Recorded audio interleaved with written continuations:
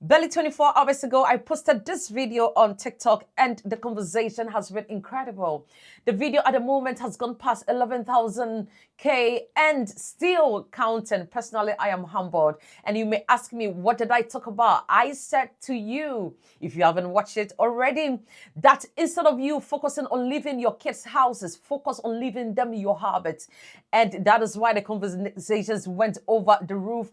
And I have had opportunity to respond to quite a number of these comments, but I thought it's actually bigger and we can extend the conversations. And so that is what we are doing today.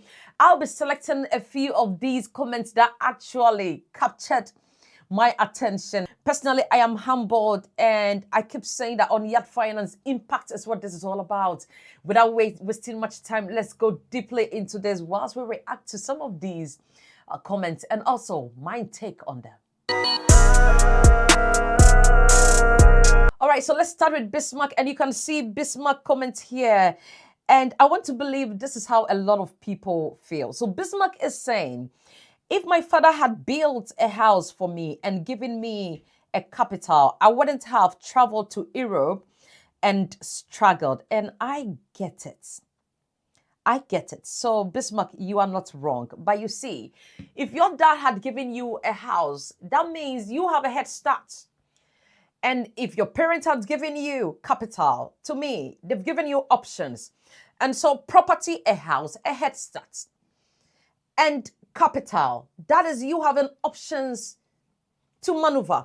But my question is, then what happens after that? Because that is the most important thing. Who manages that asset? Properties can be sold. Businesses can be sold. Wrong decisions here and there. So it is great that you're leaving me capital. I'm humbled. Thank you for the property. But I need you to build my mental fortitude. Let me be a part of the habit that got you in acquiring these assets you are living with me. Can you explain it to me? Can I be a part of it? You see, build me mentally. Let me understand the process. Explain to me what life is. It's not always a straight path. Sometimes we go through the odds of life. Explain to me how to rebuild. Just so when I lose these, I can rebuild, stand on my feet and rebuild. And so, Bismarck, you are not wrong.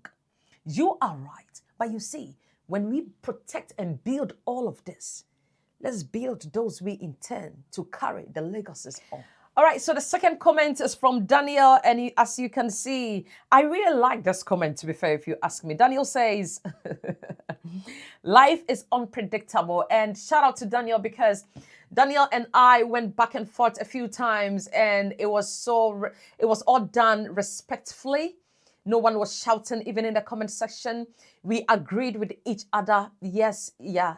And to me, I am humbled. So Daniel, if you're watching me again, I have so much love and respect for you. Thank you that a man can have a conversation with a woman and there's no intimidation. There is no authority as in, I am here, you have to. No. But then we all agreed on some scale, even though we all had our perspective and we brought a whole angle to this conversation. And personally, I say to men that, yes, you see, now let me digress a little bit, all right? You men are for us, you are the head of the house and we are the women. But you see, how about if the woman's opinion also matters as much as yours matters? All right, that was me digressing a little bit. All right, so women, that was one I did for you, but it is fun. So Daniel is saying that life is unpredictable, and he says parents build well because they don't know what tomorrow will. I actually agree. Yeah, I do. Every parent should want to leave something behind. Of course, yeah. Leave something behind. And that is the whole idea. Have I read all of it? Let me. All right. So now let me, in a full glance. So parents build wealth for their children because of future uncertainties. So that is what I was. So it's actually a lot, but I had framed all of it together. And the latter part says, generation, your point. So cut the generation. Your points are very important, as you say, but we should see life beyond that as well. And the middle part of it, it says your children can even die before your time. How about that? So that is where I picked Daniel's comment from. Yeah, so your children can die. How about that? So you see, that is why one of these days I will go live and I'll teach how a proper will estate plan must be. A proper estate plan. If you are drafting your plan to pass on to the next, uncertainties can take place.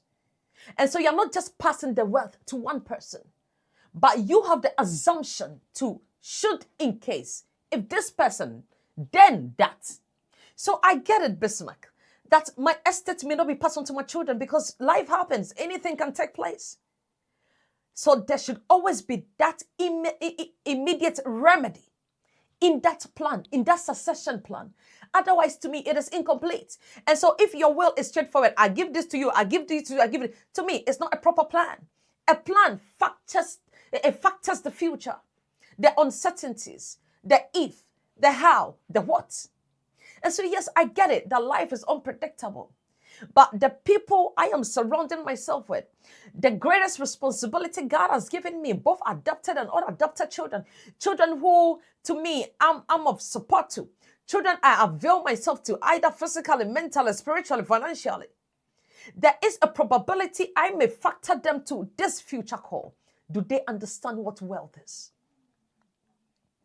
You understand? And let me also say this to you. Whether you choose to plan well or not, it is a plan. Yeah, it is a plan. So it's up to you to choose. Right? All right. So the next one is from Stephen, and this one actually made me laugh. So Stephen says, so should I build a house for somebody else's child? No, please. By all means, build a house. That is not my argument. I mean, I'm not saying should you build a house for somebody else's child? No. By all means, build a house. So that actually tells me that there have been, this is actually not my argument anyway, Steve. And I do understand where you're coming from. But please, by all means, may I humbly ask you to build the house, all right? Build a house, because don't stop there. My point is, don't stop there. Yeah. Build a house, but build those whom you intend to take over that asset. All right, so number 4 is from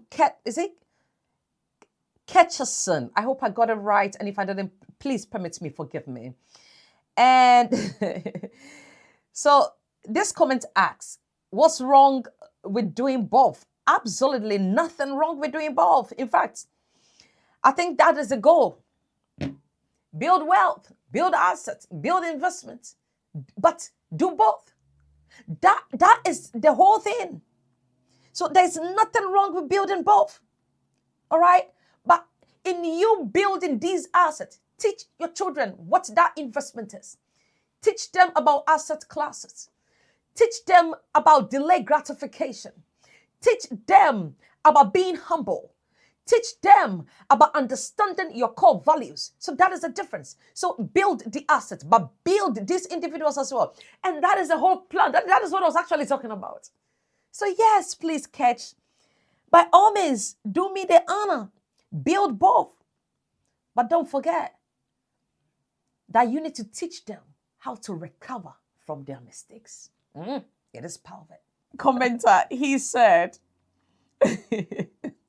Now, let me translate it in English so that maybe that will be better. So in English translation, he said, so that the head of the family will enjoy. That is what he's trying to say. No, if you put things right, the head of the family may not enjoy. You may not even have kids, but you've acquired wealth. With a proper plan, the head of the family may not just enjoy, but the people you actually want them to enjoy will enjoy. That was by the way. Now, let's move straight to my take. So after reading all these comments, here is where I have landed. And I want to believe the question is not whether parents should leave their children money or an asset. That is not what the question is. But the question is, if you are leaving your child that asset, do you believe that asset will be properly managed? Do you believe you have equipped the child well enough to carry on this legacy? Because as in Proverbs, for your children's children. And so we are not looking at just the next generation. We are looking at the next and the next generation. And for that to take place, we need people who are fortified, who understand what these values you acquired got you from the ground to the top, and how they can replicate and build on your baseline, which is the foundation you're giving them. You give your child money, it is foundation. You give them assets and investment, that is a foundation. The intent is for them to have a leverage.